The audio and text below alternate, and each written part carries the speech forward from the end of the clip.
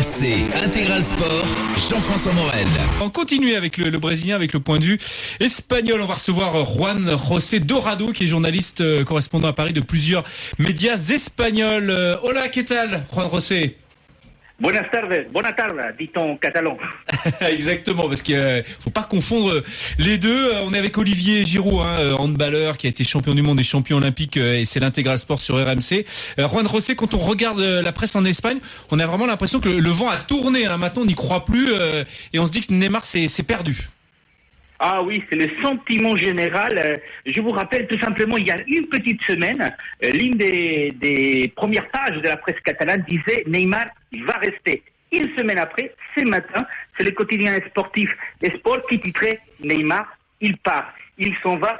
Neymar d'ailleurs qui a énervé les dirigeants de Barcelone. C'était aussi ce matin nos confrères du journal El País qui disaient que l'attitude de Neymar a vraiment fâché les dirigeants de Barcelone, a vraiment fâché le vestiaire de Barcelone, a vraiment fâché les supporters de Barcelone. Mais vous savez, la presse espagnole, pour qui Neymar le départ est inéluctable, pense déjà en fait au remplaçant, et c'est un autre quotidien sportif, Mundo Deportivo, qui ce matin, avec un gros titre qui, disons, l'offensif, nous disait que dans l'objectif du Barça, pour remplacer Neymar, il y a Coutinho, mais pas que, puisque apparemment, le Barça a des vues sur Dembélé et Mbappé. Et pourquoi Mbappé? Parce que si vous récupérez 222 millions d'euros, vous pouvez rentrer dans le jeu pour récupérer Mbappé avec un gros avantage, c'est que Mbappé, vous savez, c'est dans les petits cahiers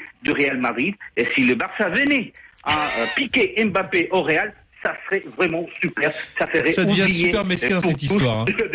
C'est quand même un sacré jeu à trois entre le Real, le Barça et le PSG qui est en train de se jouer, parce que évidemment Barcelone récupérerait l'argent de ce transfert, mais on entend ici et là en France que par des sources que Mbappé pourrait être aussi intéressé après Neymar. Le PSG vraiment ça commencerait à devenir vraiment la guerre de la suprématie dans le recrutement entre les trois clubs. Et Juan José, on a également des journaux qui ne sont pas tendres avec le PSG. Il y a le Mundo Deportivo qui dit qu'on a une attitude indécente et immorale. C'est un petit peu gonflé quand même du côté de l'Espagne, où on met des sommes très importantes sur pas mal de joueurs. Et là, pour une fois, il y a un joueur qui vient en France, et là, ils sont furieux, les Espagnols. Ah oui, ils sont furieux du côté de Barcelone. Pour ça, il y a quand même deux raisons. La première, c'est que pour Mundo Deportivo, il n'y a jamais eu des contacts entre le PSG et Barcelone au sujet de Neymar. Il y a eu des contacts du Barça et du PSG par rapport à Verratti, mais il y a eu des contacts par rapport à Neymar, et donc du côté de Barcelone et notamment de la presse catalane, ça passe très mal. Et puis, il y a cette histoire de fair play financier. Vous avez parlé des 222 millions qu'il faudrait payer, mais on oublie rapidement que c'est beaucoup plus que ça, puisque vous le savez, sur les 222 millions, une fois ils ont été payés par Neymar, le fisc espagnol va réclamer à Neymar la TVA, c'est-à-dire que le transfert pourrait coûter autour des 300 millions d'euros.